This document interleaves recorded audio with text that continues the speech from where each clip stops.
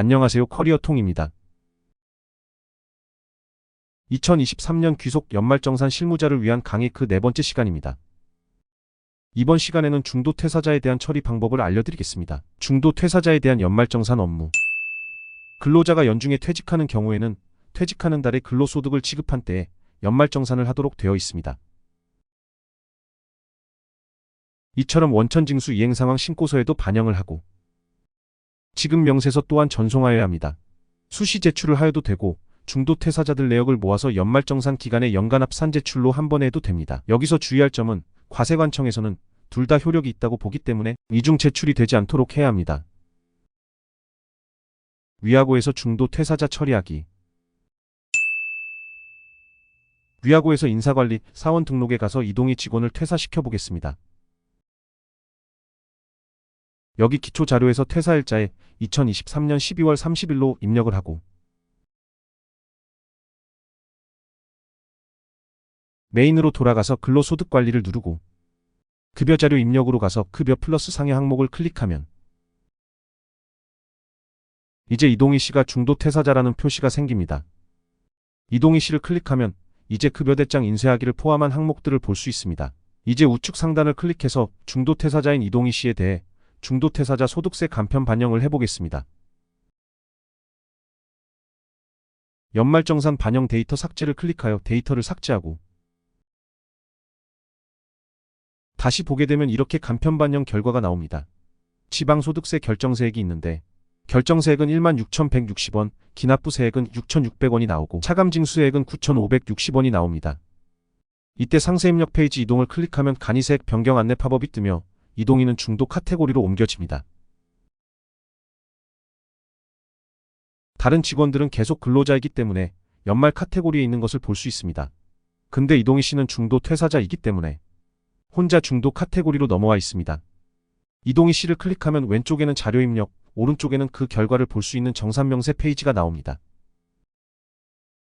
중도 퇴사자 연말정산 결정세액 확인. 여기서 이동희 씨가 중소기업 감면을 받고 있었다고 해보겠습니다. 그래서 쭉 내려가서 세액 감면을 들어가 보면 50, 70, 90%가 적혀있는 부분이 나옵니다. 하지만 지금 어디에 해당하는지, 얼마인지 아무것도 나와 있지 않습니다. 이럴 때 여기서 총급여 불러오기를 선택하면 감면 대상 급여 정보가 들어옵니다. 1월 1일부터 쭉 받고 있었고 적용 감면율은 90%였으나 12월 30일에 퇴사를 하여 감면 기간이 종료되는 것입니다. 이제 이것을 반영하겠다는 의미로 계산 완료를 누른 뒤에 연말정산 정산 명세로 가게 되면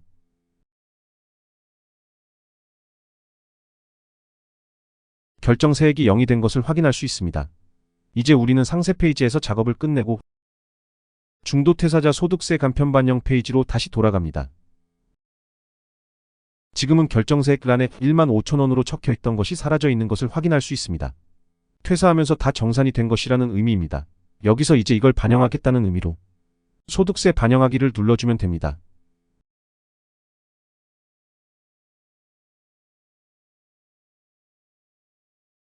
이제 다시 연말정산 원천징수 영수증 페이지로 가게 되면 이동희 씨는 연말근로자 카테고리에서 없어져 있습니다. 이동희 씨는 중도 퇴사자로 옮겨진 것이며 이분을 클릭해서 원천징수 영수증 인쇄를 누릅니다. 이동희 씨도 비과세 식사대 항목에 120만 원으로 기재되어 있어 수정을 하도록 하겠습니다.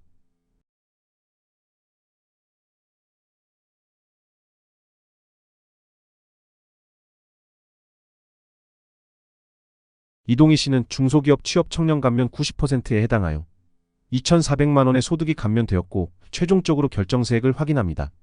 결정세액은 0원입니다.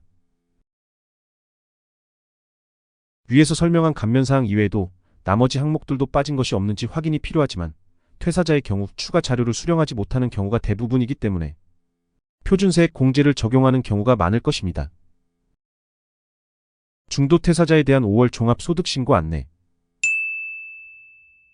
이동희 씨 같은 중도 퇴사자에 대해서는 이듬해인 2024년 5월 종합소득신고기간에 직접 또는 세무사 등을 통해 정식으로 간소화 자료 등을 적용하여 신고할 수 있도록 안내하는 것이 좋습니다. 중도 퇴사 후 재취업을 하였을 때에는 이직한 곳에서 연말정산 작업 때 포함시킬 것이니 필요한 경우 추후에 회사로 자료 요청을 하라고 하면 회사 담당자로서는 더할 것이 없습니다. 이번 시간에는 중도 퇴사자에 대한 처리에 대해 알아보았습니다. 다음 시간부터는 실무에서 많이 접하게 되는 종합소득공제 항목들을 하나씩 정리하여 보겠습니다. 감사합니다.